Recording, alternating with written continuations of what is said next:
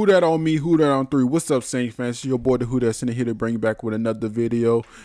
With the rookie minicamp underway, the New Orleans Saints are making huge strides in terms of depth and position value with their rookies so far. In terms of Chris Olave coming in at 6 foot 187 pounds, coming in as a huge addition to the New Orleans Saints wide receiver core that we desperately needed. He's making amazing strides in minicamp current now, impressing Dennis Allen, the wide receiving coach, and making this wide receiver battle even tougher for the New Orleans Saints. Currently, right now, the starting lineup looking at Michael Thomas, Jarvis Landry, Chris Olave, with Marquez Callaway and Deontay Hardy at the backup position, with a position battle between Traquan Smith and Lil Jordan Humphrey to see who would get the final spot for New Orleans. So basically right now the wide receiver room is looking pretty much down packed in terms of the starting lineup, but I can't wait to see who will be pushed out. The New Orleans Saints will be pushed to the practice squad. For our next position, we're going to offensive line. Trevor Penning looking very impressive. Offensive line was a desperate need for the New Orleans Saints. They didn't go in the offseason looking for any, but they did look inside the draft, and they looked exactly in Trevor Penning's way. Trevor Penning is coming to this team at 6'4", 335 pounds, coming in as a monster for New Orleans. I expect him to lose a little bit of weight during the minicamp process, but he will be completely fine. Very strong, very athletic. He can move his feet, knows how to use his hands. And with the New Orleans Saints coaching staff, he's going to be a very technician type of lineman and very huge in the run game.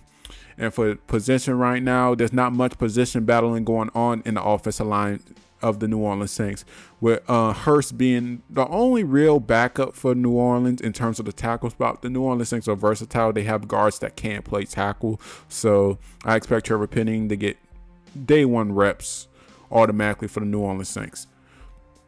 Going into our second rounder, Alontae Taylor, a cornerback that could be moved to safety, very versatile, 6 foot 194 pounds. We're looking at somebody who's been very smart, has a great leadership in the New Orleans Saints uniform so far, impressing Dennis Allen, proving that he will receive some snaps, not automatic first team reps, because this secondary room is looking huge as it is, with Tyrann Mathieu, Marcus May, Marshawn, CJ Gardner-Johnson, Paulson Adebo, Bradley Roby, PJ Williams. This team in terms of the secondary is looking huge, and they have to fight for their spots. I see Alontae Taylor coming in at special teams for New Orleans, making huge strides there, and then being put into the line off, the defensive lineup on, like, when you need an extra corner, prevent defenses, running a 3-3-5, stuff like that.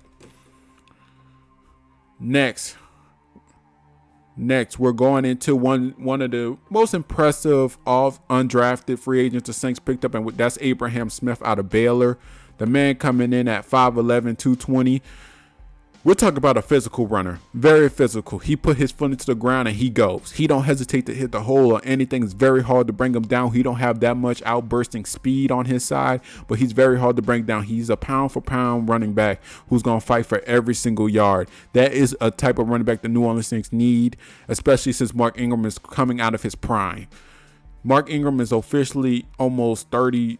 He's in his 30s. He won't be playing football for long, and having Abraham Smith come in, and who could be a day 2 starter. We're talking about someone who could go behind Kamara this season if everything goes well, and he could prove that he worked his spot. In terms of competition in the running back room, he already kicked out somebody from the Packers. He's battling Dwayne Washington and Tony Jones now. The running back room is looking Alvin Kamara first, Mark Ingram second, Tony Jones third, fourth Watson, and fifth is Abraham Smith. So far, currently, he will surpass Washington, and he will also probably surpass Tony Jones. Tony Jones last season had the entire season to work with, and he just couldn't put the money on the table. He couldn't live up to what he did in the preseason, and he really gave the Saints doubt of his talent. So they wouldn't pick up Abraham Smith if they didn't doubt Tony Jones' talent. So adding him, Tony Jones' spot could be in jeopardy, and Mark Ingram could be pushed out of the lineup throughout the season if he suffers at least one injury. All it takes is one opportunity, Saints fans. One opportunity for this dude Abraham Smith, and he could just take somebody's spot just like that. Last but not least, Demarco Jackson coming in at 6'1", 229 pounds.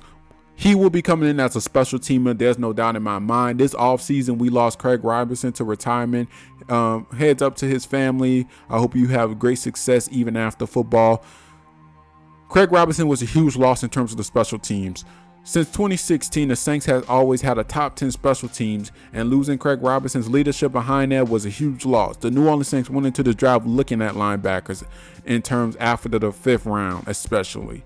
The New Orleans Saints really needed a linebacker at that time just to play special teams. Every position matters in the game of football, and just having him there just bring comfort in terms of the special teams. He still have a long way to go. I don't really see him getting first team or second team reps just like that. He will be strictly on special teams, making his strides there, and he could be one of the best special teams players we could ever see in New Orleans. That's a huge possibility. He's going to be playing more on kick returns, playing more on punt returns. He's going to be playing in those positions, but other than that, though, I don't really see much coming out of him.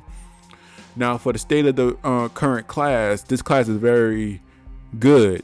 We didn't have a class as good since 2006, and that's when Drew Brees joined this team with Marcus Colston and all them boys joined through.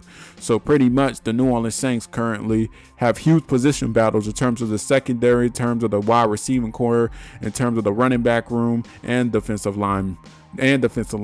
All these rooms have competition right now. The New Orleans Saints bring in a huge amount of undrafted rookies. Not all of them going to make the cut. The New Orleans Saints going to have a hard time trying to see who's going to make the final cut, who they got to get rid of. You are only limited to like around 50 players on a roster every season. So cutting these dudes is going to be hard for the New Orleans Saints. I can tell you that right now. We're going to be in August, and the New Orleans Saints going to have to meet the criteria, and we're going to see a lot of cuts that we thought that was a good addition for New Orleans. Well, that's all I got to say so far. How you feel about the Saints draft class? How you feel about the undrafted so far? How you feel about minicamp, the rookie minicamp, and who you feel going to get first team reps or supposed to have second team reps at best? Please post them in the comment section. I read all my comments. This was your boy, the Who Dat Center. I hope everybody have a wonderful day, and I'm out.